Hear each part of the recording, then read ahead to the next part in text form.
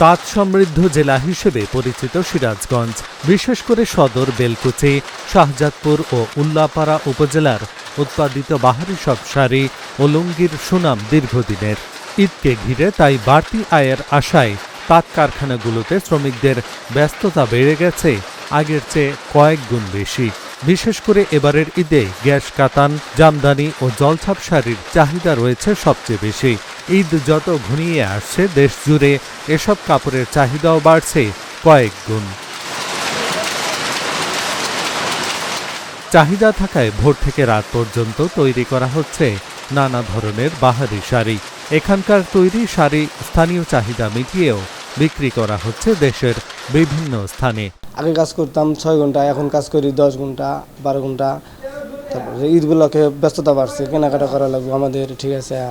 আমরা পাশাপাশি আমাদের এলাকায় শাড়ি, বেনারসি শাড়ি, তারপরে জামদানি, কাতান শাড়ি, পাশাপাশি তো এলাকায় দেখা যায় গামছা, লুঙ্গি এগুলা উৎপাদন করতেছি আমরা। আমাদের সামনে কিছু কেনাকাটা আছে আমাদের পরিবারের জন্য, সেই কারণে আমরা একটু কাম বেশি করছি, যাতে আমাদের বেশি টাকা একটু ইনকাম হয়, যাতে আমরা পরিবারকে, সবাই পোলাপান আছে, পরিবার আছে, তাদেরকে জামা কাপড় কিনে দিতে হবে, সেই কারণে আমরা একটু কাজ বেশি করতে চাইছি আর কি। তবে রং সুতার দাম বেড়ে যাওয়ায় পুষিয়ে উঠতে পারছেন না তাঁত ব্যবসায়ীরা।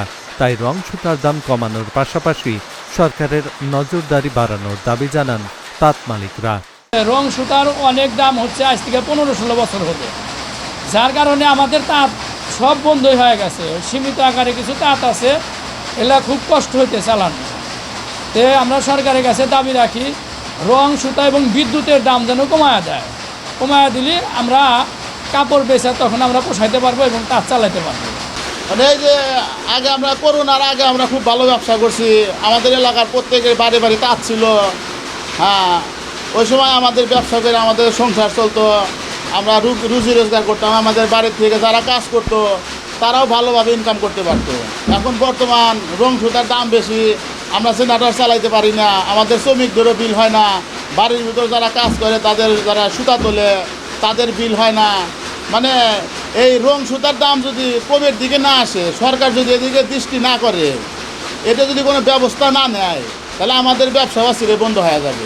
এই তাঁত শিল্পকে টিকিয়ে রাখতে সহজ শর্তে ঋণের পাশাপাশি সরকারের সুদৃষ্টি দেওয়ার দাবি জানান এই ব্যবসায়ী নেতা। সরকারের কাছে দাবি উপস্থাপন করব যে তাঁতিরা যেন স্বল্প সুদে ঋণটা পায়। স্বল্প সুদে ঋণ পেলে তাঁতিরা আরও ঘুরে দাঁড়াবে এবং বিশেষ করে তাঁতিরা আরও একটু ক্ষতিগ্রস্ত হচ্ছে। আগে এক সময় ছিল যে এই ট্রানজিটটা বন্ধ হওয়ার কারণে এখন কিন্তু তাঁতিরা ক্ষতিগ্রস্ত হচ্ছে। অনেক ঘুরে তাদেরকে এই সুতা আমদানি করতে হয়, রং আমদানি করতে হয়, এটাও একটা ক্ষতির কারণ।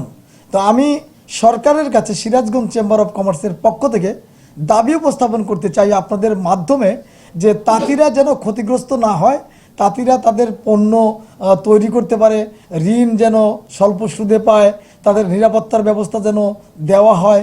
ঐতিহ্যবাহী এই তাঁত শিল্পকে প্রসার করতে বিভিন্ন ধরনের উদ্যোগ নেওয়া হচ্ছে বলে জানান তাঁত বোর্ডের এই কর্মকর্তা।